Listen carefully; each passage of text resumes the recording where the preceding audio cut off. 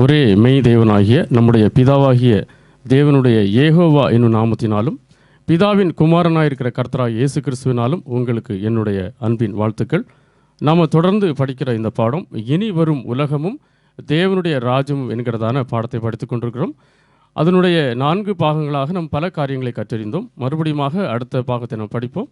ஆதார வசனத்தை வாசிக்கலாம். 2 பேதுரு 3:13. அவருடைய வாக்குத்தத்தத்தின்படியே நீதி வாசமாயிருக்கும் புதிய வானங்களும் புதிய பூமியும் உண்டாகும் என்று காத்திருக்கிறோம். தேவன் இப்படி ஒரு அருமையான வாக்குத்தத்தத்தை நமக்கு கொடுத்திருக்கிறபடியினால் இப்படி நீதி வாசமாயிருக்கும் புதிய வானங்களும் புதிய பூமியும் உண்டாகும் என்று அவர் வாக்குத்தத்தம் செய்திருக்கிறதுனால் அது உண்டாகும் என்று நம்ம காத்திருக்கிறோம். அப்படி இருக்கிறதுனால தான் நாம் அதை குறித்ததான காரியங்களை அதிகமாக நாம் தியானித்து நம்ம பேசுகிறோம், அதை குறித்து படிக்கிறோம். அப்படி படித்து நாம் அறிந்து கொண்டோம். இதுதான் இனி வரும் உலகம், அதாவது the new world to come என்று சொல்லி நம்ம வேதத்தில் பல காரியங்களை நாம் கற்றறிந்தோம். அப்படி கற்றறிந்த 4வது பாகமாக நாம் அதனுடைய சுதந்திரவாளிகள், அதாவது புதிய வானமும் புதிய பூமியும் அல்லது இனிவரும் புதிய உலகம், அதாவது தேவனுடைய ராஜ்யத்தின் சுதந்திரவாளிகள் யார் என்று சொல்லி 4வது பகுதியாக நம்ம பார்க்கிறோம். அதனுடைய சிந்தனை தொகுப்பை நான் ஞாபகப்படுத்துகிறேன். அப்போ யார் இதனுடைய சுதந்திரவாளிகள் என்று சொல்லி நாம் சங்கீதத்தில் படிக்கும் பொழுது சங்கீதக்காரர் அங்கே 2 பிரிவாக வைக்கிறார். ஒன்று, கர்த்தருடைய பர்வதத்தில் ஏறுபவன் யார், அவருடைய பரிசுத்த ஸ்தலத்தில் நிலைத்திருப்பார். 2 பகுதியை நமக்கு காட்டு. ஒன்று கர்த்தருடைய பர்வதம், இன்னொன்று பரிசு ஸ்தலம் என்று சொல்லி பார்க்கிறோம். அவனுக்கு உண்டான தகுதியும் கீழே கொடுக்கப்பட்டிருந்தது. அப்போ அதை நம்ம கற்று அறிந்து வரும் பொழுது அதனுடைய சிந்தனை தெளிவு எப்படி இருந்தது? முதலாவது பரலோக, அதாவது கர்த்தருடைய பர்வதத்தில் ஏறுகிறவன் யார், அதில் ஏறுகிற பரலோகத்தில் உள்ளவர்கள்.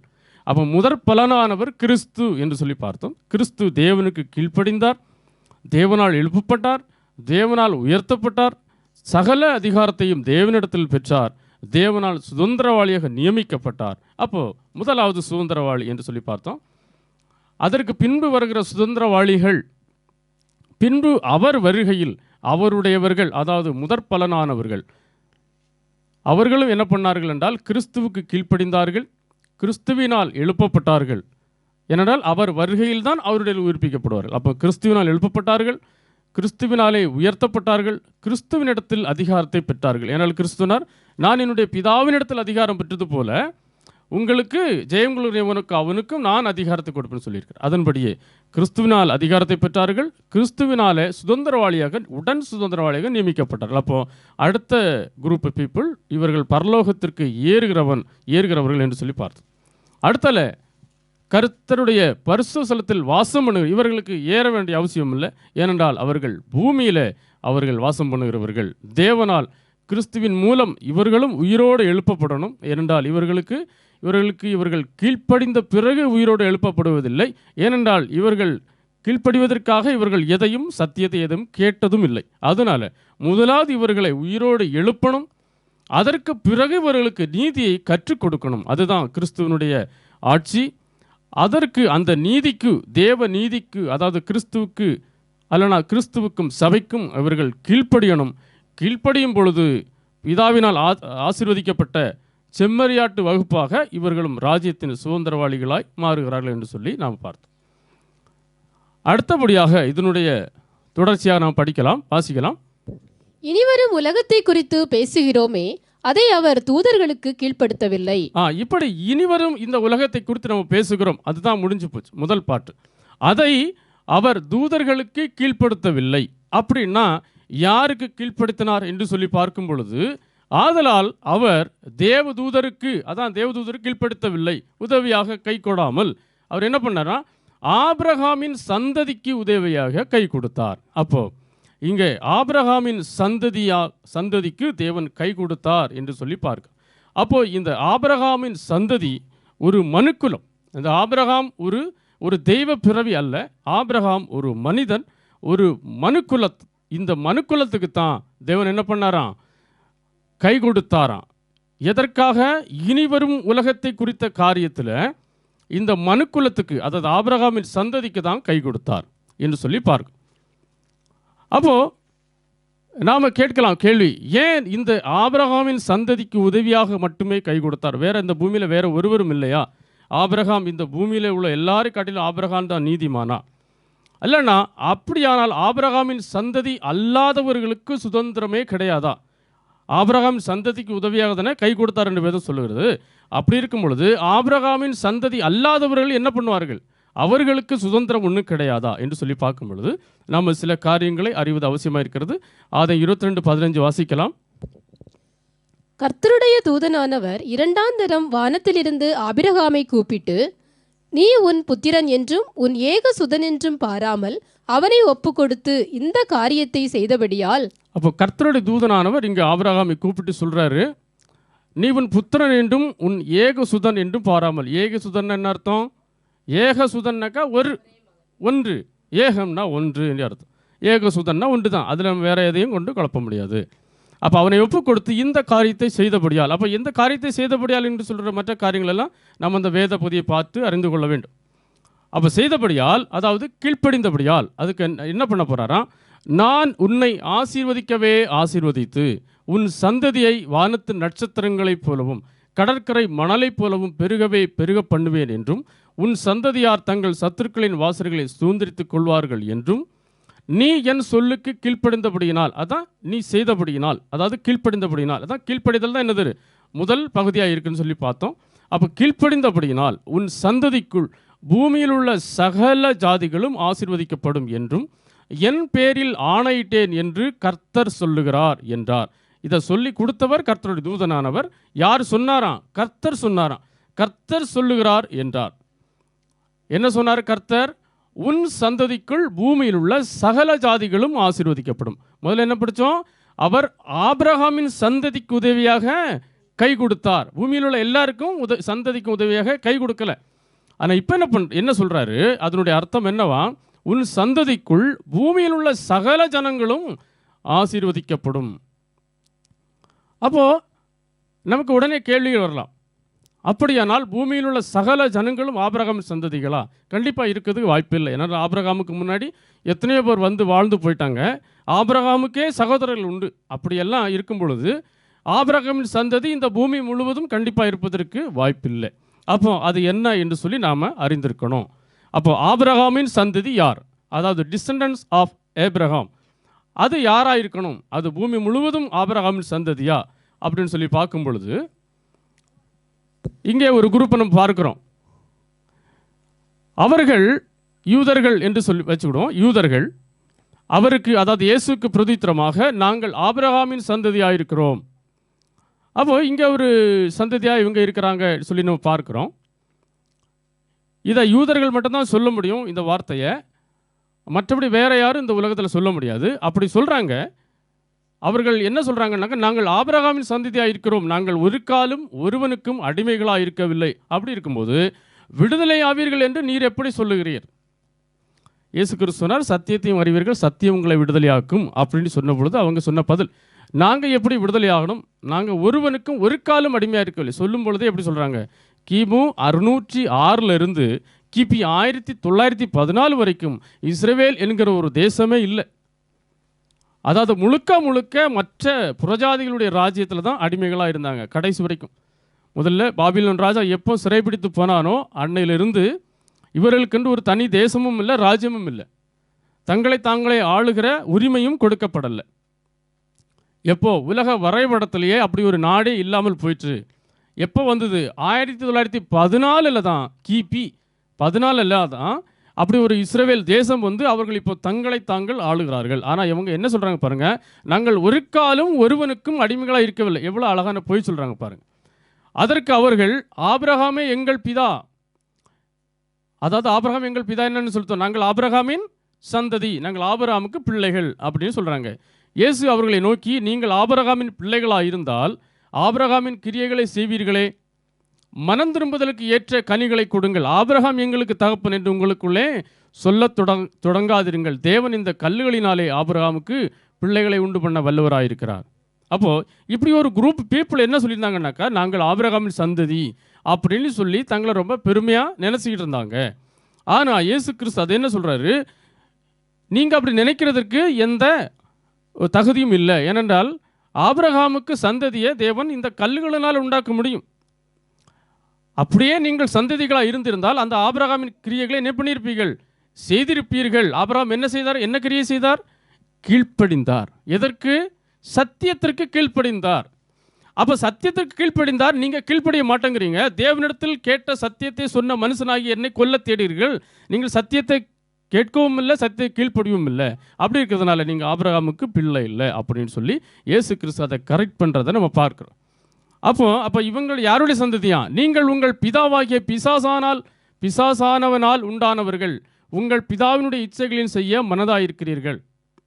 அப்போது ஒரு குரூப் பீப்புள் என்ன நினச்சிட்டு இருந்தாங்க? நாங்கள் ஆபிரகாம் தான் எங்கள் பிதா, நாங்கள் ஆபிரகாம் பிள்ளைகள், நாங்கள் ஆபிரகாம் சந்ததி அப்படின்னு நினச்சிருக்கிறவர்களுக்கு இயேசு கிறிஸ்து என்ன சொல்கிறாரு?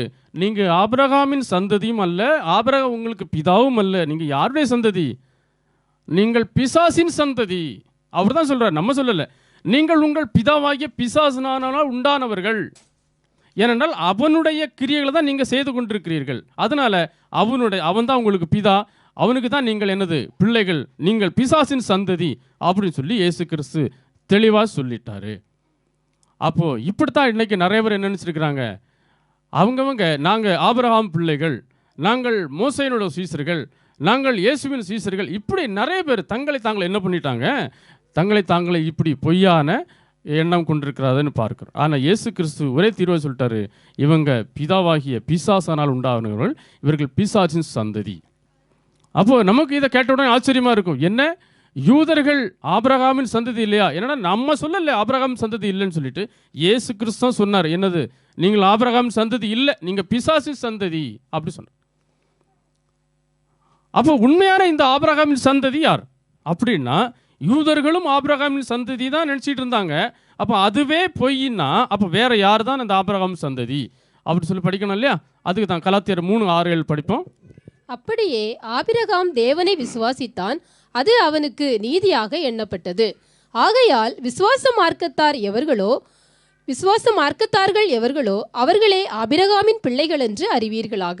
அப்போ ஆபிரகாம் தேவனை விசுவாசித்தான், அதாவது தேவனுக்கு கீழ்ப்படிந்தான், அது அவனுக்கு நீதியாக எண்ணப்பட்டது. அப்படி இருக்கிறதுனால தான் விசுவாச மார்க்கத்தார்கள் எவர்களோ அவர்களே ஆபிரகாமின் பிள்ளைகள். மற்றபடி வேற யாரும் ஆபிரகாமின் பிள்ளைகள் அல்ல. வேதம் திட்டவட்டமாக சொல்லிட்டு யாருமே இல்லையா ஆபிரகாமுக்கு பிள்ளைகள்? யூதரும் இல்லை, வேற யாரும் இல்லை. யார் தான் பிள்ளைகள் ஆபிரகாமுக்கு? உண்மையான பிள்ளைகள் யார் தானா? விசுவாச மார்க்கத்தார்கள் எவர்களோ அவர்களே ஆபிரகாமின் பிள்ளைகள். ஆபிரகாமின் வழி பிறந்தவர்கள் எவர்களும் ஆபிரகாமின் பிள்ளைகள் அல்ல. ஏனென்றால் ஆபிரகாமை அங்கே தீர்த்ததை எப்படித்தான்? விசுவாசத்தின் அடிப்படையில், அதாவது ஆபிரகாமின் கீழ்ப்படிதலின் அடிப்படையில் தான் அவனுக்கு நீதியாக எண்ணப்பட்டது. அப்போது ஆபிரகாமின் சந்ததி ஒன்று உண்டு என்றால் அது யாராக தான் இருக்க முடியும்? இந்த விசுவாச மார்க்கத்தார்கள். அப்போது யார் இந்த விசுவாச மார்க்கத்தார்கள்? இதெல்லாம் நம்ம அறிந்திருக்கணும் இல்லையா? அப்போ மேலும் தேவன் விசுவாசத்தினாலே புறஜாதிகளை நீதிமான்களாக்குகிறார் என்று வேதம் முன்னாக கண்டு உனக்குள் சகல ஜாதிகளும் ஆசீர்வதிக்கப்படும் என்று ஆபிரகாமுக்கு சுவிசேஷமாய் முன்னறித்தது. அந்தபடி விசுவாச மார்க்கத்தார் விசுவாசமுள்ள ஆபிரகாமுடனே ஆசீர்வதிக்கப்படுகிறார்கள். அப்போ நம்முடைய ஆரம்பத்தில் உள்ள கேள்வி என்னவா இருந்தது? உனக்குள் பூமியில் உள்ள சகல ஜாதிகளும் ஆசீர்வதிக்கப்படும், அவர் ஆபிரகாமின் சந்ததிக்கு உதவியாக கை கொடுத்தார். அப்போ எது சந்ததி? மாம்சத்தில் பிறந்த எந்த சந்ததியும் ஆபிரகாமுக்கு சந்ததி அல்ல. யார் தான் சந்ததியா? விசுவாச மார்க்கத்தார்களே ஆபிரகாமுக்கு சந்ததியா.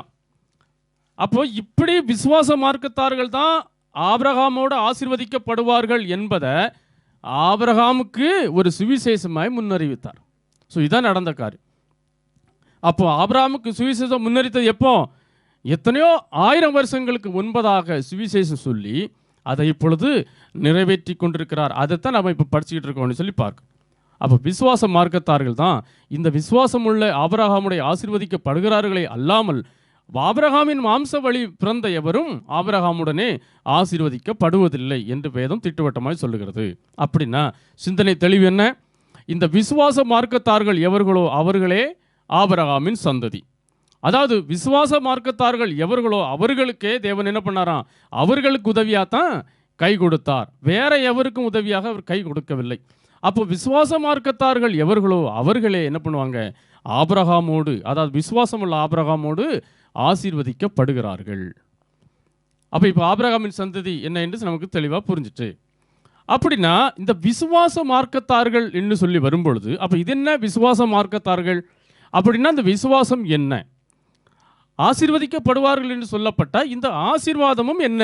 அதுவும் நம்ம என்ன பண்ணியிருக்கணும், கண்டிப்பாக அறிஞ்சிருக்கணும். அப்போ முதல்ல விசுவாசம் என்ன, விசுவாசம் என்றால் என்ன, அது அல்ல கேள்வி, விசுவாசம் என்ன. அப்போ விசுவாசம் என்ன அப்படின்னு சொன்னால் இன்றைக்கி நிறைய பேர் சொல்லுவாங்க, ஆமாம் எங்களுக்கு என்ன தருவார், எங்களுக்கு ஒரு நல்ல கார் தருவார் அப்படின்னு சொல்லி நாங்கள் விசுவாசிக்கிறோம். ஆனால் எனக்கு நல்ல ஒரு கவர்மெண்ட் வேலை கிடைக்கும்னு சொல்லி நான் விசுவாசிக்கிறேன், அல்லனா எனக்கு நல்ல ஒரு வீடு கிடைக்கும்னு சொல்லி நான் விசுவாசிக்கிறேன். இதுதான் இன்னைக்கு நம்முடைய விசுவாசமாக இருக்குது. ஆனால் அந்த விசுவாசம் அல்ல இங்கே சொல்லப்பட்ட விசுவாசம். இந்த விசுவாசத்தை வேதம் ஒருபோதும் சொல்லவும் இல்லை. அது என்ன விசுவாசமா? வாசிக்கலாம். அது இயேசு கிறிஸ்துவை பற்றும் விசுவாசத்தினாலே பலிக்கும் தேவ நீதியே. விசுவாசிக்கிற எவர்களுக்குள்ளும் எவர்கள் மேலும் அது பலிக்கும், வித்தியாசமே இல்லை. அதை நம்ம படித்தோம் இல்லையா? விசுவாச மார்க்கத்தார்கள் அவர்களுக்கு தான் இதை பலிக்கணும்னு சொல்லிட்டு. அப்போது இது நமக்கு வீடு கிடைக்கும், கார் கிடைக்கும், பங்களா கிடைக்குங்கிற அந்த விசுவாசம் அல்ல. இது இயேசு கிறிஸ்துவை பற்றும் விசுவாசத்தினாலே பலிக்கும் தேவ நீதி. அதுதான் என்னது? விசுவாசம். அது விசுவாசிக்கிற எவர்களுக்கும் பலிக்கும். அது ஆபிரகாமின் சந்ததிக்கு மட்டும் பலிக்காது, எவர்கள் மேலும் பலிக்கும், வித்தியாசமே இல்லை. அப்போது ஆங்கிலத்தில் படிக்கும் பொழுது God puts people right. God என்ன பண்ணாராம்? அந்த தேவ நீதியை போட்டாராம். Through their faith in Jesus Christ. இயேசு கிறிஸ்துக்கு மேலே வைக்கக்கூடிய அந்த விசுவாசத்தினால தேவன் என்ன பண்ணாராம்? தேவ நீதியை போட்டாராம். God does this to all who believe in Christ because there is no different at all. அப்போ இயேசு கிறிஸ்துவை பற்றும் ஒரு விசுவாசமே அல்லாமல் இது நமக்கு கார் பங்களா கிடைக்கும், வேலை கிடைக்கும், அது கிடைக்கும், இது கிடைக்கிறோங்கிற அந்த ஒரு விசுவாசம் அல்ல இங்கே சொல்லப்பட்டது. அதற்கு அவர்கள் கர்த்தராகிய இயேசு கிறிஸ்து விசுவாசி, அப்பொழுது நீ முன்விட்டாரும் ரட்சிக்கப்படுவீர்கள். அப்போது கர்த்தராகிய இயேசுவை விசுவாசிக்கணும் என்று சொல்லி பார்க்கிறோம். இது விசுவாசம் என்றால் என்ன என்பதற்கு அல்ல நம்ம பொருள். விசுவாசம் என்ன? கர்த்தராகிய இயேசு கிறிஸ்துவை விசுவாசிக்கணும், நம்பணும், பிலீவ் பண்ணணும். அப்போ விசுவாசிக்கணும் என்று சொன்னால் கர்த்தராகிய இயேசு கிறிஸ்துவை எப்படி விசுவாசிக்க வேண்டும்? இவர் எனக்கு வீடு தருவார், இல்லை இவர் எனக்கு நல்ல சுகம் தருவார், நமக்கு ஆரோக்கியம் தருவார், நமக்கு வேலை தருவார், நம்முடைய கடன் பிரச்சனையெல்லாம் மற்றவர், அப்படி விசுவாசிக்கணுமா? எப்படி விசுவாசிக்கணுமா? அல்லனா இயேசு கிறிஸ்துவை இந்த நம்ம பற்றணும் இல்லை, இயேசு கிறிஸ்துவை பற்றி கொள்கிற அந்த விசுவாசம் எது என்று சொல்லி நமக்கு வேதத்தில் நம்ம தெளிவாக பார்க்கும் பொழுது யோவான் 20:31 படிக்கலாம். இயேசு தேவனுடைய குமாரனாகிய கிறிஸ்து என்று நீங்கள் விசுவாசிக்கும்படியாகவும் விசுவாசித்து அவருடைய நாமத்தினாலே நித்திய ஜீவனை அடையும்படியாகவும் இவைகள் எழுதப்பட்டிருக்கிறது. அப்போ கர்த்தராகிய இயேசுவை நீ விசுவாசி, அப்பொழுது நீயும் விட்டார் ரட்சிக்கப்படுவீர்கள். எப்படி விசுவாசிக்கணும்? என்ன விசுவாசிக்கணும்? இயேசு தேவனுடைய குமாரனாகிய கிறிஸ்து என்று நீங்கள் விசுவாசிக்கணும். வேற எந்த விசுவாசத்தையும் வேதம் நமக்கு சொல்லல. இயேசு தேவனுடைய குமாரனாகிய கிறிஸ்து என்று நீங்கள் விசுவாசிக்கணும். அப்படி விசுவாசித்தால் அவருடைய நாமத்தில் என்ன கிடைக்குமா? நித்திய ஜீவனை அடையும்படியாகவும் எவைகள் இந்த வேத இது அல்ல, இந்த வசனம் எழுதல்ல, இவைகள் எழுதப்பட்டிருக்கு, இந்த வேதம் எழுதப்பட்டிருக்கிறது. பட் தீஸ் ஆர் ரிட்டன், அப்படிதான் இருக்கு. You may believe that Jesus is the Messiah, the son of God, and that by believing you may have life. அப்போ நாம் எப்படி விசுவாசிக்கணுமா? இயேசு கிறிஸ்துவை தேவனுடைய குமாரன் என்று விசுவாசிக்கணும் சொல்லி வேதம் நம்மளை நிர்பந்தப்படுத்துகிறது. அதுவும் நாம் இயேசுவை தேவனுடைய குமாரன் என்று இப்போ விசுவாசிச்சுட்டு அதுக்கப்புறம் ஒரு கொஞ்ச நாள் கழிச்சுட்டு இவர் தான் பிதா அப்படின்னு சொல்லி விசுவாசிக்கணும்னு சொல்லலை. அந்த பிலீவிங்க்கு சரியான அர்த்தம் என்ன தெரியுமா? என்ன அவங்களே போட்டிருக்காங்க, may continue to believe. Continue, you have to continue to believe. எப்படி தான் இருக்கணும்? இயேசுவானவர் தேவனுடைய குமாரன் என்கிற believe continue, may continue to believe. கொஞ்ச நாள் தேவனுடைய குமாரன் சொல்லி விசுவாசிட்டு அதுக்கப்புறம் அங்கே போயிட்டு ஆமா இவர் தான் குமாரன், அப்புறம் அவர் தான் பிதா அப்படின்னு சொல்லி விசுவாசிப்பதற்கு அல்ல வேதம் எழுதப்பட்டது. You have to believe continue. இயேசுவானவர் தேவனுடைய குமாரன் என்று விசுவாசிக்கிறவனை அன்றி உலகத்தை ஜெயிக்கிறவன் யார்? இது ஒரு சவாலாக கொடுக்கப்பட்ட வாக்கியங்கள். Who is it that overcomes the world? யார் இந்த உலகத்தை மேற்கொள்ளுகிறவன், ஜெயிக்கிறவன், தோற்கடிக்க பண்ணுகிறவன்? only the one who believes that Jesus is the son of God. அப்போ இந்த விசுவாசத்தை வேதம் எவ்வளவு திட்டமா தெளிவா நமக்கு சொல்லுது இல்லையா? அப்போ நாம விசுவாசம் எப்படி தான் இருக்கணும்? வேதம் என்ன சொல்லுதோ அதன்படி தான் நம்முடைய விசுவாசமும் இருக்கணும். அப்போ நம்ம இப்போ கேட்கலாம், அப்படின்னா தேவனுடைய குமாரன் என்று இயேசுவானவரை மட்டும் நம்ம விசுவாசித்தால் போதுமா? அப்போ தேவனுடைய குமாரன் சொல்லும்போது தேவன் இருக்கிறார் இல்லையா? அப்போ அந்த தேவனை நம்ம விசுவாசிக்கண்டாமா? அதாவது இயேசுவானவர் தேவனுடைய குமாரன் என்று விசுவாசித்தா நமக்கு நித்திய ஜீவன். சரி, அப்படின்னா இந்த தேவனை நம்ம விசுவாசிக்க வேண்டிய அவசியம் இல்லையா அப்படின்னு நம்ம சொல்லி கேட்கும் பொழுது, ஏன்னா நம்மளாம் கேட்கணும், கேட்டால் தான் அதுக்குண்டான பதில் கிடைக்கும். அப்படி கேட்கும் பொழுது வேதம் என்ன சொல்லுது பாருங்க. அப்பொழுது இயேசு சத்தமிட்டு, என்னிடத்தில் விசுவாசமாய் இருக்கிறவன் என்னிடத்தில் அல்ல, என்னை அனுப்பினவரிடத்தில் விசுவாசமாய் இருக்கிறான். நாம ஏன் அப்படி இயேசுவான இடத்துல விசுவாசமா இருக்கணும் அப்படின்னாக்கா, நம்ம விசுவாசமா இருக்கிறவன் நம்ம இருக்கிறோம். அப்படி இருக்கிறதுனால நம்ம எங்க விசுவாசமா இருக்கிறோமா? என்னிடத்தில் விசுவாசமா இருக்கிறவன் என்னிடத்தில் அல்ல, அதெல்லாம் மேட்ரு. என்னிடத்தில் அல்ல, எங்க விசுவாசமா இருக்கிறான்? என்னை அனுப்பினவரிடத்தில் விசுவாசமா இருக்கிறான். அதனால தான் இப்ப நீங்க என்ன விசுவாசிக்கணும். Jesus said in a loud voice, whoever believes in me believes not only. தமிழ்ல வாசிக்கும் போது எப்படி இருக்கு? என்னிடத்தில் அல்ல அப்படின்னா இவரிடத்தில் அல்ல, அவரிடத்தில் விசுவாசமாக இருக்கிறான் அப்படின்னு ஆயிடும் அர்த்தம். ஆனால் அப்படி அல்ல. whoever believes in me believes not only in me, என்னிடத்தில் மட்டுமல்ல, என்னிடத்தில் மட்டுமல்ல, but also in him. எவ்வளோ வேதம் எவ்வளோ அருமையாக சொல்லியிருக்கு பார்த்தீங்களா? Not only in me but also in him who sent me. அதாவது என்னிடத்தில் மட்டுமல்ல, என்னை அனுப்பினவரிடத்திலும் விசுவாசமாக இருக்கிறான். அப்படி தான் வந்திருக்கணும் தமிழில். அப்போது என்னிடத்தில் விசுவாசமாக இருக்கிறவன், அதாவது இயேசுவானவர் தேவனுடைய குமாரன் என்று விசுவாசியமாக இருக்கிறவன் இயேசுவினிடத்தில் மட்டுமல்ல, இயேசுவை அனுப்பின பிதாவினிடத்திலும் விசுவாசமாக இருக்கிறான். எவ்வளவு அருமையாக வேதம் சொல்லியிருக்கு இல்லையா? அப்போ இதனால தான் நம்ம என்ன பண்ணணுமா? இயேசுவானவரை நம்ம விசுவாசிக்கணும். அதைத்தான் இயேசு கிறிஸ்து சொல்லிருக்கார் பாருங்க, யோவான் 14:1, உங்கள் இருதயம் கலங்காதிருப்பதாக தேவனிடத்தில் விசுவாசமாயிருங்கள், என்னிடத்திலும் விசுவாசமாயிருங்கள். ஏனென்றால் என்னிடத்தில் விசுவாசமாயிருக்கிறவன் not only in me and also in him who sent me. அதைத்தான் இங்கே சொன்னார். அதனால தான் நீங்கள் தேவனிடத்தில் விசுவாசமாக இருங்கள், என்னிடத்திலும் விசுவாசமாக இருங்கள். அப்போது நாம் விசுவாசமாக இருக்குது எத்தனை பேர் இடத்துல? 2 பேரிடத்துல விசுவாசமாக இருக்க வேண்டியது அவசியமாக இருக்கிறது. ஆனால் நாம் இயேசுவானவர் தேவனுடைய குமாரன் என்று நாம் அறிக்கை செய்யும் பொழுதே நம்ம யாரிடத்தில் விசுவாசமாக இருக்கிறோம்? இயேசுவினிடத்தில் மட்டுமல்லாமல் இயேசுவை அனுப்பின பிதாவினிடத்திலும் நாம் விசுவாசமாக இருக்கிறோம். இதுதான் விசுவாசத்தின் ஃபேக்டராக இருக்கிறதுன்னு சொல்லி பார்க்கிறோம். அப்போ சிந்தனை தெளிவு. விசுவாசம் என்ன? அப்போ யார் இந்த விசுவாச மார்க்கத்தார்கள்? வீடு கிடைக்கும், கார் கிடைக்கும், ஆமாம் நாங்கள் ஜெபம் பண்ணோம், எங்களுக்கு வீடு கிடைச்சிட்டு, எங்கள் கடன் பிரச்சனை 40 லட்சம் மாறிட்டு, அப்படி சொல்லுகிறவர்கள் விசுவாச மார்க்கத்தார்கள் அல்ல. கர்த்தராகிய இயேசு கிறிஸ்துவை நம்ம விசுவாசிக்கணும். என்னவென்று? கர்த்தராகிய இயேசு கிறிஸ்து தேவனுடைய குமாரன் என்று விசுவாசிக்கணும்.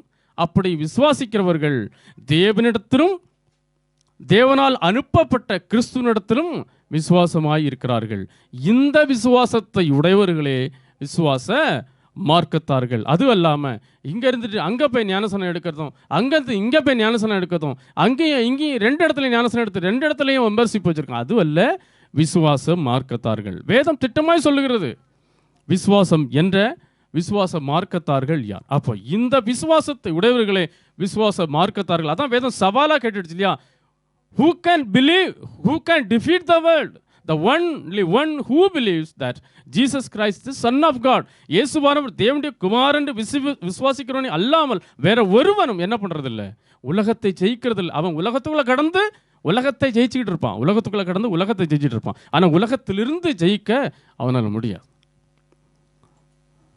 அப்போ இந்த விசுவாசம் என்றால் என்ன? அதாவது விசுவாசம் என்ன, விசுவாச மார்க்கத்தார்கள் யார் என்பதை நம்ம இப்போ தெளிவாக படிச்சிட்டோம்.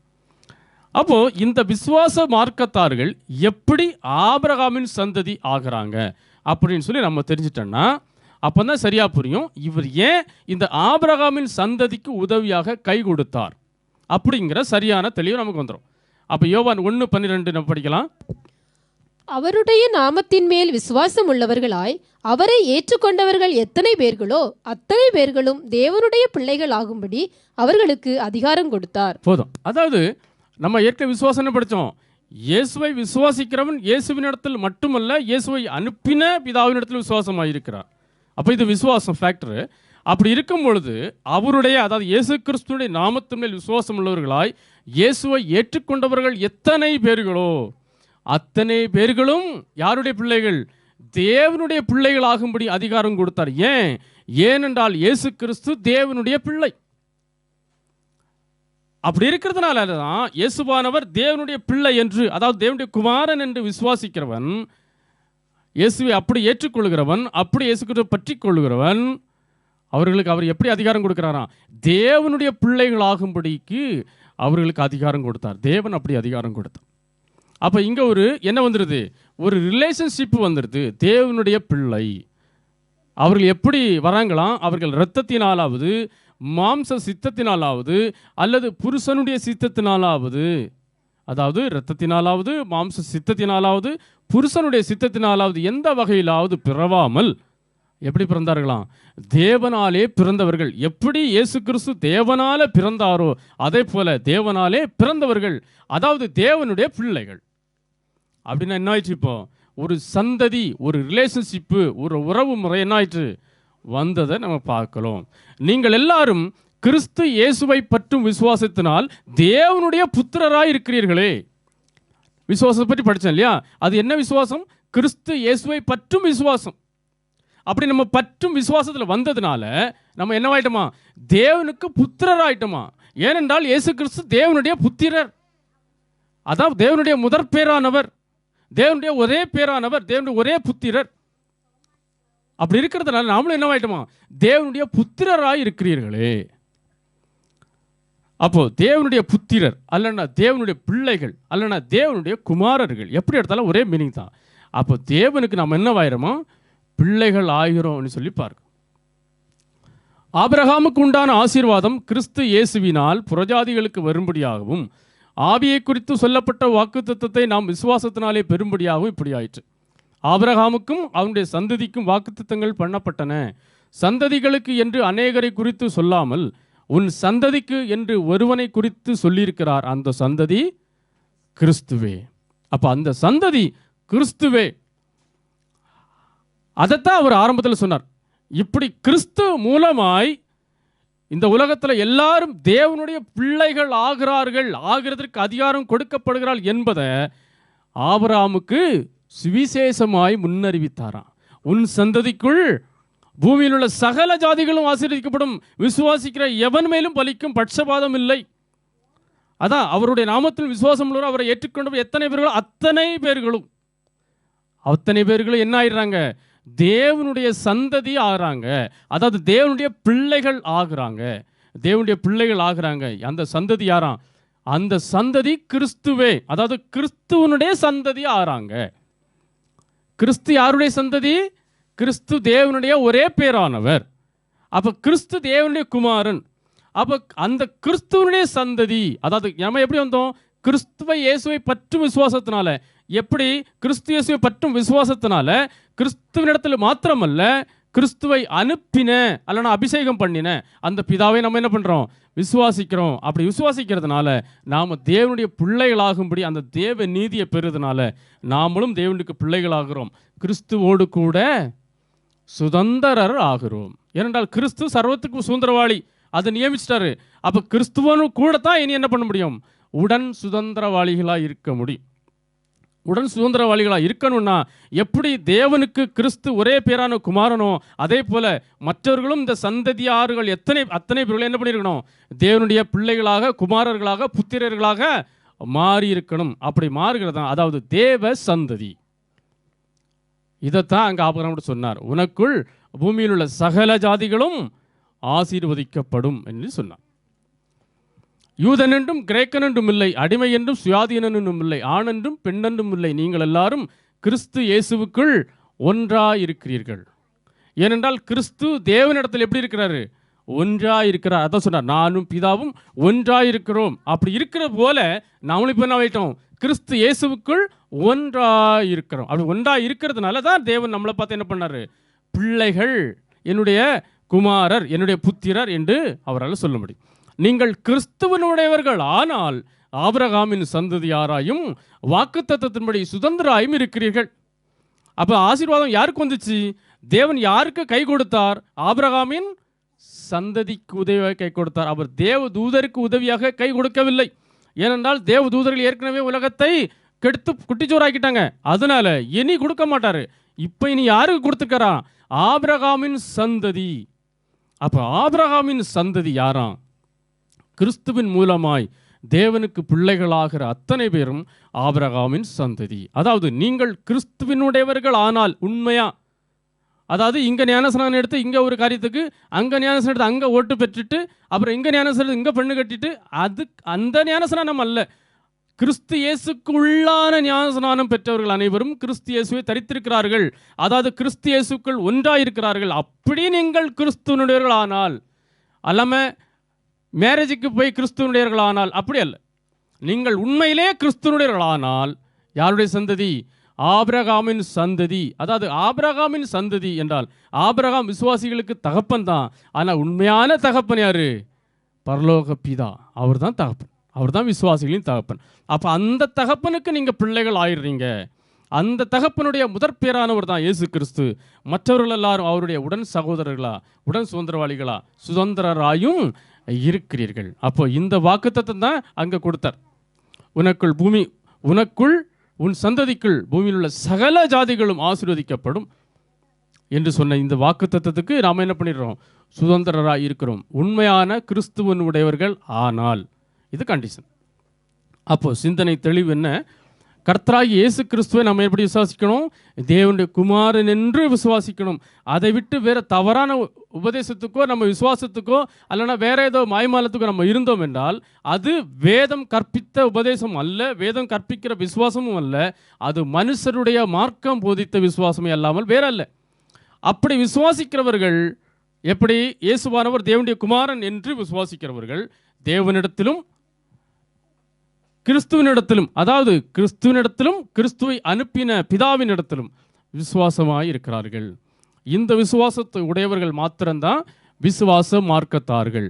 அப்படி விசுவாச மார்க்கத்தார்களாக இருந்து கிறிஸ்துவனுடையவர்கள் ஆனால், அதாவது கிறிஸ்துவோடு ஒன்றாக வந்தால் அவர்கள் யாரா? ஆபிரகாமின் சந்ததியார். இதுதான் என்னது? ஆபிரகாமின் சந்ததிக்கு தேவன் கை கொடுத்த விதம். அப்போ ஆபிரகாமின் சந்ததியாருக்கு உண்டான ஆசீர்வாதம் என்ன?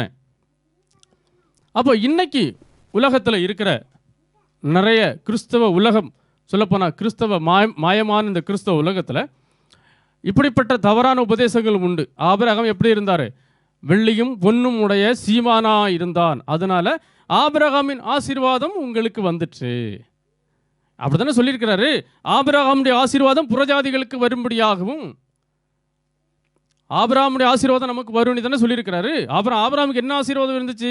ஆபிரகாம் வெள்ளியும் பொன்னும் உடைய சீமானா இருந்தான், அந்த ஆசீர்வாதம் உங்களுக்கு வரும் அப்படின்னு சொல்லி இன்றைக்கு ஆசீர்வாத ஊழியக்காரர்கள் இப்படி தேவனுடைய திட்டத்தை அவமாக்கி போடுகிறத நாம் பார்க்கிறோம். ஏன் அப்படி இந்த வசனங்களை தவறாக எடுத்து, வாக்கியங்களை தவறாக எடுத்து புரிந்து கொள்கிறார்கள் அப்படின்னா அவருடைய உலகத்தின் இச்சைகள் தான் காரணம், வேற ஒன்றும் இல்லை. அப்போ அவர்களுடைய உலகத்தில் ஏற்பட்டிருக்கிற இச்சைகளுக்கு ஏற்றபடி வேத வாக்கியங்களை எடுத்துக்கொண்டதனால் வந்த விளைவு. ஆனால் உண்மையா அது அல்ல. எதுவா? எபிரேயர் 5:8-9 படிக்கும்போது, அவர் குமாரனாயிருந்தும் பட்ட பாடுகளினாலே கீழ்ப்படிதலை கற்றுக்கொண்டு தாம் பூரணரான பின்பு தமக்கு கீழ்ப்படுகிற யாவரும் நித்திய ரட்சிப்பை அடைவதற்கு காரணராகி. அப்ப இதுதான் நம்ம இவ்வளவு நேரம் படித்தோம். கிறிஸ்துக்கு உடையவர்கள் ஆனால், அதாவது கிறிஸ்து இயேசுக்குள் ஒன்றாய் வந்தால், அதான் தமக்கு கீழ்ப்படுகிற யாவரும். ஏன்னா அவர் இதுக்கு முன்னாடி எப்படி இருந்தாராம்? அவர் இதுக்கு முன்னாடி குமாரனா இருந்தார். குமாரனா இருந்தும் அவர் என்ன பண்ணிட்டாராம்? பட்ட பாடுகளினாலே கற்றுக்கொண்டார். என்னத்தை? கீழ்ப்படிதல்லாம் என்ன அப்படி கற்றுக்கொண்டு அப்புறம் இப்போ பூரணராகிட்டார், பெர்ஃபெக்ட். அப்புறம் அப்படி வந்த பிறகு தமக்கு கீழ்ப்படுகிற யாவரும் நித்திய ரட்சிப்பை அடைவதற்கு தான் இப்போ நான் இருக்கிறாரு காரணராகி. ஏனென்றால் ஆபிரகாம் அந்த சந்ததி யாரா? அந்த சந்ததி கிறிஸ்துவே, அப்படித்தானே? அப்போ கிறிஸ்து என்ன கொடுக்குறாராம்? அந்த கிறிஸ்துவுக்கு கீழ்ப்படுகிற யாவருக்கும் என்ன கொடுக்குறாரு? வெள்ளியும் பொன்னும் உடைய சீமாட்டியாக இருக்க கொடுக்கப்படல, என்ன கொடுக்குறாராம்? நித்திய ரட்சிப்பை தான் கொடுக்க போகிறாராம், அடைவதற்கு காரணர். அப்போ அவர் அதுக்கு காரணர், நாம் அதற்கு காரணியாக இருந்தால் நம்ம என்ன பண்ணிக்கொள்ள முடியும்? நித்திய ரட்சிப்பை அடைய முடியும். அடுத்தால படிக்கும் பொழுது, மரித்தோர் தேவகுமாரனுடைய சத்தத்தை கேட்கும் காலம் வரும். யாருடைய சத்தத்தை தான் கேட்க போகிறாங்க? மரித்தோர் தேவகுமாரனுடைய சத்தத்தை கேட்கும் காலம் வரும். அது இன்னும் வரல, அது இப்பொழுதே வந்திருக்கிறது. அதை கேட்கிறவர்கள் பிழைப்பார்கள். அது இது எப்படி மரித்தோர்கள் கேட்கணும்னு சொல்லி நம்ம கடந்த பாடத்தில் படித்தோம். அப்போ மரித்தோர் தேவகுமாரனுடைய சத்தத்தை கேட்கும் காலத்திலும் இந்த இயேசு கிறிஸ்து எப்படி தான் இருக்கிறாரு? தேவனுடைய குமாரனாக தான் இருக்கிறாரு ஒழிய அதை விட்டு மாறவே இல்லை. அதான் நம்ம சொல்ல இல்லையா, you have to believe continuously, believe continue. ஏன்னா அவர் தேவனுடைய குமாரன் தான் இருக்கிறார், கண்டினியூ. அந்த சத்தத்தை கேட்கும் காலம் வரும், அதை கேட்கிறவர்கள் அப்படின்னு என்ன அர்த்தம்? அதுக்கு கீழ்ப்படுகிறவர்கள் சொல்லி அர்த்தம். கீழ்ப்படுகிறவர்கள் பிழைப்பார்கள், அவ்வளோதான் அர்த்தம். அவர்களுக்கு வெள்ளியும் பொன்னும் கிடைக்காது, பிழைப்பார்கள். ஏனென்றால் அவர்களுக்கு மரணத்துக்கு போக ஒப்புவிக்கப்பட்டிருக்கிறார்கள், எல்லாரும் பிழைப்பார்கள். எபேசியர் 1:7 படிக்கலாம். அவருடைய கிருபையின் ஐஸ்வர்யத்தின்படியே இவருடைய இரத்தத்தினாலே பாவம் மன்னிப்பாகிய மீட்பு இவருக்குள் நமக்கு உண்டாயிருக்கிறது. அப்போ இங்கே என்ன உண்டாயிருக்கிறதா? வெள்ளியும் பொன்னும் ரியல் எஸ்டேட்டும் உண்டாயிருக்குன்னு சொல்லியிருக்கு இல்லை. அவருடைய கிருபை, எவருடைய? அவருடைய கிருபையின்படி இவருடைய இரத்தத்தினாலே பாவ மன்னிப்பாக மீட்பு இவருக்குள் நமக்கு உண்டாயிருக்கிறது. அதான் கிறிஸ்துவுக்குள் நீங்கள் கிறிஸ்துவுடையவர்கள் ஆனால். அப்போ நிறைய பேருக்கு இப்போ அவர் யார் இவர் யாருன்னு தெரியாமல் இன்னைக்கு கிறிஸ்தவ உலகம் குழம்பி போய் இருக்குது இல்லையா? அப்போ அவரும் ஒன்று தான் இவரும் ஒன்று தான், அவர் தான் இவர் தான் அவருன்னு சொல்லிட்டு இப்படி ஒரு மாய்மலம் பண்ணிட்டு போயிட்டு இருக்காங்க. அது ஆங்கிலத்தில் படித்தா அழகாக தெரிஞ்சிடும். For by the blood of Christ we are set free, that is our sins are forgiven. How great is the grace of God. Tamil அழகாக சொல்லியிருக்காங்க, அவருடைய கிருபை இவருடைய இரத்தம். அதான் நம்ம சொன்னோம் இல்லையா, என்னை விசுவாசிக்கிறவன் என்னிடத்தில் அல்ல என்னை அனுப்புகிறவரிடத்திலும் விசுவாசமாக இருக்கிறான். அப்போது நாம் இந்த அவரையும் இவரையும் பற்றி சரியாக புரிஞ்சுக்கிடணும் நீ சொல்லித்தான் வேதம் இப்படி சொல்கிறது, பாவத்தின் சம்பளம் மரணம், தேவனுடைய கிருபை வரமோ, அதான் அவருடைய கிருபையினாலே நம்முடைய கர்த்தராகிய இயேசு கிறிஸ்துவினால் உண்டான நித்திய ஜீவன் இவருடைய இரத்தத்தினாலே. அப்போ அவருடைய கிருபை இவருடைய இரத்தம், தேவனுடைய கிருபை வரம் கர்த்தராகிய இயேசு கிறிஸ்துவின் இரத்தத்தினாலே நமக்கு என்ன கிடைக்குதான்? நித்திய ஜீவன். அப்போ பாவ மன்னிப்பாக மீட்பு, நித்திய ஜீவனை அடைகிறார்கள். அப்போ ஆபிரகாமின் ஆசீர்வாதம் வெள்ளியும் பொன்னும் உள்ள இந்த உலகத்தின் ஆஸ்திகளை வேதம் சொல்லல, ஒரு காலும் சொல்லலை. ஆனால் உலகத்தின் இச்சைகளோடு உள்ள உபதேசங்கள் வந்ததுனால தான் இப்படிப்பட்ட வேத வசனங்களை தவறாக புரிந்து கொள்வதற்குண்டான காரணம். ஏனென்றால் ஆரம்பத்திலேயே அப்படித்தான் உலகத்தில் பாவம் பிரவேசித்தது. ஏன்னால் இச்சையினால தான் என்ன வந்துச்சு உலகத்தில்? முதல்ல இச்சையினால தான் பாவமே உலகத்துக்குள்ள வந்துச்சு. அதே போல தான் மறுபடியும் அதே இச்சையினால தான் இன்றைக்கி வேத வசனங்களை தவறாக புரிந்து கொள்கிறாங்க. அப்போ ஆபிரகாமின் ஆசீர்வாதம் வெள்ளியும் பொன்னும் சீமானுமாய் இருப்பது அல்ல. எதுவாம்? சிந்தனை தெளிவு. ஆபிரகாமுக்கும் அவன் சந்ததிக்கும் உண்டான ஆசீர்வாதம் என்னவா? எல்லாருக்கும் பாவ மன்னிப்பாகிய மீட்பு, எல்லாருக்கும். ஆனால் ஒரே ஒரு கண்டிஷன். என்ன கண்டிஷன்? எல்லாரும் என்ன பண்ணியிருக்கணும்? கீழ்ப்படிஞ்சிருக்கணும். எதுக்கு? சத்தியத்துக்கு. சத்தியத்திற்கு கீழ்ப்படிஞ்சிருக்கணும், அதாவது விசுவாசிச்சிருக்கணும். இன்னைக்கு நாங்கள் இயேசு கிறிஸ்து விசுவாசிக்க மாட்டோம், இல்லை இயேசு கிறிஸ்து ஒரு ஆள் தான், நாங்கள் விசுவாசிக்க மாட்டோம், நாங்கள் மெய்யான தேவன் விசுவாசிக்கிறோம் அப்படின்னு சொன்னாலே என்ன ஆகலை? வேலைக்கு ஆகலை. ஏனென்றால் இப்போ இவர் பூரணரான பின்பு தமக்கு கீழ்ப்படுகிற யாவருக்கும் தான். ஏனென்றால் மரித்தோர் இப்போ தேவகுமாரனுடைய சத்தத்தை தான் என்ன பண்ண போகிறாங்க? கேட்க போகிறாங்க. மெய்யான தேவனுடைய சத்தத்தை இவங்க கேட்க போகிறது இல்லை. அப்படி இருக்கிறதுனால அவங்களும் இடையே போடுறாங்க. சிலர் என்ன நினைக்கிறாங்க? இல்லை இயேசு கிறிஸ்து தான் மெய்யான தேவன், அதற்கு மேலே ஒரு மெய்யான தேவன் இல்லைன்னு சொல்லிட்டு தேவன் தம்முடைய குமாரனை குறித்து கொடுத்த சாட்சியை பொய்யாக்கி, மெய்யான தேவனையும் பொய்யாக்கி, இயேசு கிறிஸ்து நான் தேவனுடைய குமாரன் என்று சொன்னதை அதை சொல்லி இயேசு கிறிஸ்துவையும் பொய்யராக்கி, அப்படியும் ஒரு கிறிஸ்தவ உலகம் இன்னைக்கு என்ன பண்ணிட்டாங்க? அப்படியும் வேதத்தை அவமாக்கி போட்டாங்க. ஆக மொத்தத்தில் எல்லாருமே சாத்தான் என்ன பண்ணிட்டான்? ஒரு பெரிய மாயான விசேஷத்துல தள்ளிட்டான். அப்போ எல்லாருக்கும் கிடைக்கிற ஆசீர்வாதம் என்னவா? எல்லாருக்கும் பாவ மன்னிப்பு ஆகிய மீட்பு. அதாவது மரித்தோர் எல்லாரும் பிழைப்பார்கள். ஏனென்றால் அவருடைய கிருபை என்ன, இவருடைய இரத்தம் என்ன, இயேசு கிறிஸ்துவை எப்படி விசுவாசிக்கணும், அதனால் என்ன நடக்குங்கிறது மண்ணில் இருக்கிற, அதாவது மண்ணில் நித்திரை பண்ணி கொண்டிருக்கிற இவர்கள் யாவருக்கும் ஒரு காலம் அவர்கள் கேட்டதில்லை, அவர்களுக்கு யாரும் சொன்னதும் இல்லை. உயிரோடு இருக்கும் பொழுதே சொன்னால் நம்ம கேட்கல, அப்புறம் மரித்தவர்களாக கேட்பாங்க. அப்போ மரித்தோர் எல்லாரும் தேவகுமாரனுடைய சத்தத்தை கேட்கிற ஒரு காலம் வரும். அப்பொழுது அதை கேட்டு விசுவாசிக்கிறவர்கள் என்ன பண்ணுவார்கள்? பிழைப்பார்கள். இதுதான் என்னது? ஆபிரகாமின் சந்ததிக்கு உண்டான ஆசீர்வாதம். ஏனால் அப்பொழுதுதான் அவனுக்கு தெரியும், ஓ இவர் தான் தேவனுடைய குமாரன், தேவனால் அனுப்பப்பட்டவர், நித்திய ஜீவனுக்கு இவர் தான் காரணர் என்பது அப்போ தான் புரியும்.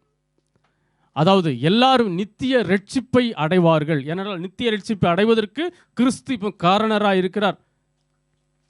எல்லாரும் நித்திய ஜீவனை அடைவார்கள். அதாவது நீங்கள் எப்படி சொன்னாலும் சரிதான், பாவமன்னிப்பாகி மீட்பு, அல்லனா பிழைப்பு, அல்லனா நித்திய ரட்சிப்பு, நித்திய ஜீவன், எப்படி சொன்னாலும் ஒரே மீனிங் தான், வேற வேற வார்த்தைகளாக இருக்க வெளியே ஒரே பொருளை அது கொடுக்குதுன்னு சொல்லிப்பார். அப்புறம் ஆபிரகாமுக்கு கொடுத்த வாக்குத்தத்தம் இதுதான் அங்கே கொடுத்தார். எப்படி? உனக்குள் பூமியில் உள்ள சகல ஜாதிகளும் ஆசீர்வதிக்கப்படும். உனக்குள் எல்லாரும் பங்களா கட்டி எல்லாரும் வெள்ளியும் பொன்னும் உடைய சீமானங்களாக இருப்பார்கள் அப்படி சொல்லி வேதம் சொல்லலை. அதனால் அப்படிப்பட்ட தவறான உபதேசத்தை நாம் நம்பி நம்மளும் வேதத்துக்கு புறம்பாக போக வேண்டிய அவசியம் இல்லை. அப்படிப்பட்ட இச்சைகளை நமக்கு உருவாக்க வேண்டிய அவசியமும் இல்லை. அப்போது ஆபிரகாமின் சந்ததிக்கு கை கொடுத்த விதம் இப்போ நம்ம தெளிவாக படிச்சிட்டோம் இல்லையா? ஆபிரகாமின் சந்ததிக்கு அவர் எப்படி கை கொடுத்தார் அப்படின்னு சொல்லி நாம் இப்போ தெளிவாக இந்த காரியத்தை படித்தோம். அப்போது அப்படி கை கொடுக்கும் பொழுது அங்கே வேறொரு காரியத்தை அவர் முன் வைக்கிறார். அதை வாசிக்கலாம். 22:17. நான் உன்னை ஆசீர்வதிக்கவே ஆசீர்வதித்து உன் சந்ததியை வானத்தின் நட்சத்திரங்களைப் போலவும் கடற்கரை மணலைப் போலவும் பெருகவே பெருக பண்ணுவேன் என்றும். போதும். அதாவது உன் சந்ததிக்குள் பூமியில் உள்ள சகல ஜாதிகளும் ஆசீர்வதிக்கப்படும். இது ஒரு பொது. அப்படி இருக்கும் பொழுது அந்த உன் சந்ததியை இப்போ நான் என்ன பண்ண போறேன்னா, வானத்தின் நட்சத்திரங்களைப் போலவும் கடற்கரை மணலைப் போலவும். அப்போ ஆரம்பத்தில் நம்ம என்ன படித்தோம்? யார் கர்த்தருடைய பர்வதத்தில் ஏறுவான், யார் அவருடைய வாசஸ்தலத்தில் நிலைத்திருப்பான். அப்போ ஏறுகிறவர்கள் கொஞ்சம் பேர் உண்டு, வாசஸ்தலத்தில் நிலைத்திருக்கிறவர்களும் கொஞ்சம் பேர் உண்டுன்னு சொல்லி படித்தோம். அதே போல தான் இங்கேயும் அதை அப்படியே உறுதியாக்குவதற்காக தேவன் அடுத்த வசனத்தை கொடுத்துருக்காரு. என்னது? உன் சந்ததி தான் பூமியில் உள்ள சகல ஜனங்களும் ஆசீர்வதிக்கப்படும். ஆனால் ஒரு வகுப்பார் எப்படி இருப்பாங்களாம்? அவர்கள் வானத்தின் நட்சத்திரங்களைப் போல. ஒரு வகுப்பார் எப்படி இருப்பாங்க? கடற்கரை மணலை போல. கடற்கரை மணலுக்கும் வானத்தின் நட்சத்திரங்களுக்குள்ள விகிதம் வேற இல்லையா? அதனுடைய மகிமையும் இதனுடைய மகிமையும் வேற. சூரியனுடைய மகிமை வேற, சந்திரனுடைய மகிமை வேற, நட்சத்திரங்களுக்கு நட்சத்திரம் மகிமையில் வேறுபட்டிருக்கிறது. அதே போல தான் வானத்தின் நட்சத்திரங்களைப் போலவும் கடற்கரை மணலைப் போலவும். அப்போது இந்த வானத்தின் நட்சத்திரங்கள் யார், கடற்கரை மணல் யார் என்று சொல்லி நாம் இதை விரிவாக படிக்கணும். இன்றைக்கி நமக்கு நேரம் இல்லை, அதனால் நாம் அடுத்த பாடங்களில் அதை படிக்கலாம். அப்போது புதிய வானத்தையும் புதிய பூமியையும் கண்டேன் என்பதனுடைய சாராம்சம் இன்னும் நமக்கு அதிகமாக புரிஞ்சிருக்கும். அதாவது வானத்துக்கு ஏறுகிறவன் யார், அவருடைய பரிசுத்த ஸ்தலத்தில் வாசம் பண்ணுகிறவர்கள் யார். அதாவது புதிய வானம் புதிய பூமி. அப்போ 2 வகுப்பாராக நம்ம பார்க்குறோம். நட்சத்திர வகுப்பையும் மற்ற கடற்கரை மணல் வகுப்பையும் நாம் அடுத்த பாடங்களில் படிக்கலாம். இப்படியாக அவருடைய வாக்குத்தத்தத்தின்படி நீதி வாசமாயிருக்கும் புதிய வானங்களும் புதிய பூமி, புதிய வானம் மாத்திரமல்ல புதிய பூமியும் உண்டாகும் என்று காத்திருக்கிறோம். அப்படி காத்திருந்தால் நாம் என்ன பண்ணியிருப்போம்? அவைகளை குறித்து பேசியிருப்போம், அவைகளை குறித்து சிந்திச்சிருப்போம், அவைகளுக்கு நமக்கு என்ன தகுதி என்பதை தேடி இருப்போம், அதுக்கு நம்ம தகுதியாக வாழ பிரயாசப்பட்டிருப்போம். அப்படி தான் நம்ம என்ன பண்ணியிருக்கணும்? நம்ம பட்டிருக்கணும் என்று வேதம் நமக்கு இவ்வளவு அருமையான வாக்குத்தத்தங்களை கொடுத்திருக்கிறது. அப்போ விசுவாச மார்க்கத்தார் யார் தான்? ஆபிரகாமின் சந்ததி. அந்த சந்ததிக்கு தான் என்னதான் ஆசீர்வாதமா? அந்த ஆசீர்வாதம் என்னதான்? நித்திய ஜீவன். அந்த நித்திய ஜீவனுக்கு இயேசு கிறிஸ்து ஃபார்முலா என்ன சொல்லி கொடுத்துருக்கிறாரு?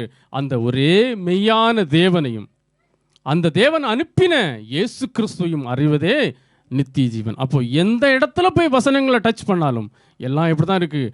ஒரே காரியத்தை போதிக்கிறது. ஏனென்றால் என்னை விசுவாசிக்கிறவன் என்னிடத்தில் மட்டுமல்ல என்னை அனுப்பினிடத்திலும் விசுவாசமாயிருக்கிறான். தேவனிடத்தில் விசுவாசமாயிருங்கள், என்னிடத்திலும் விசுவாசமாயிருங்கள். ஒன்றான மெய் தேவனையும் அறிந்து கொள்ளுங்கள், அவர் அனுப்பின இயேசு கிறிஸ்துவையும் அறிந்து கொள்ளுங்கள். அப்படி அறிவதே நித்திய ஜீவன். அப்படி அறியாமல் போனால் நமக்கு என்ன இல்லை? நித்திய ஜீவன் இல்லை. நாங்கள் கீழ்ப்படிய மாட்டோம், நாங்கள் இப்படித்தான் பாரம்பரியத்தில் இருந்து வளர்ந்தோம், நாங்கள் இப்படித்தான் இருப்போம் அப்படின்னு சொன்னால் என்ன இல்லை?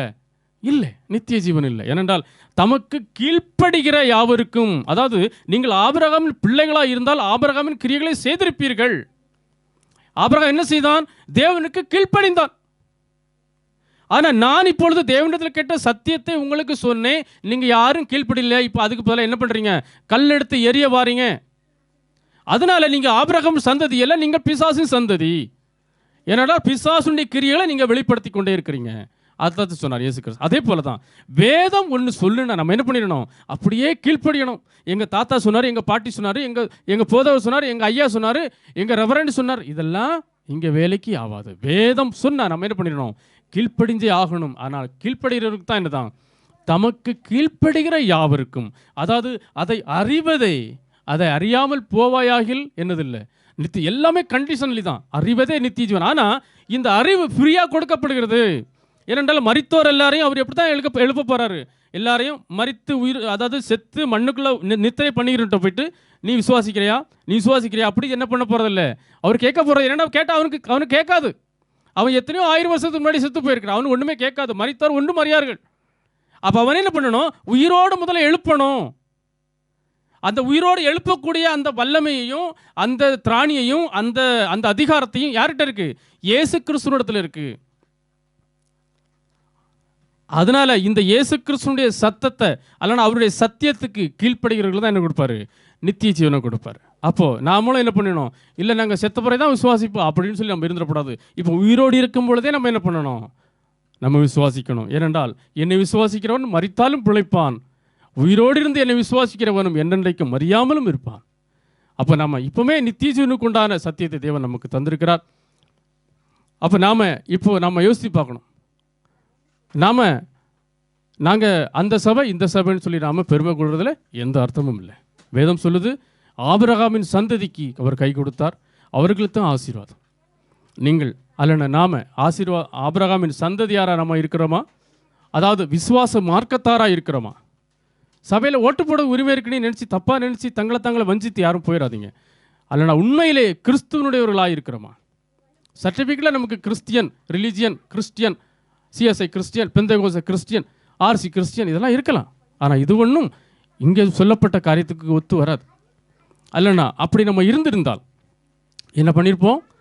இனி வரும் உலகத்தை குறித்து நம்ம அறிஞ்சிருந்தால் அவைகளை குறித்து பேசியிருந்தால் இப்படி ஒரு புதிய வானங்களும் புதிய பூமியும் உண்டாகும் என்று தேவன் கொடுத்த வாக்குத்தத்தை அதிகமாக நம்பி அதில் அதிகமாக பிரயாசப்பட்டு அதை அதிகமாக விரும்பி அதுக்கான என்ன பண்ணியிருப்போம்? நம்ம காத்திருந்திருப்போம். இப்போ காத்திருக்கிறோமா? இல்லை, நிறைய பேர் அதை குறித்து அறியாமலேயே நம்ம என்ன பண்ணிட்டு இருக்கோம்?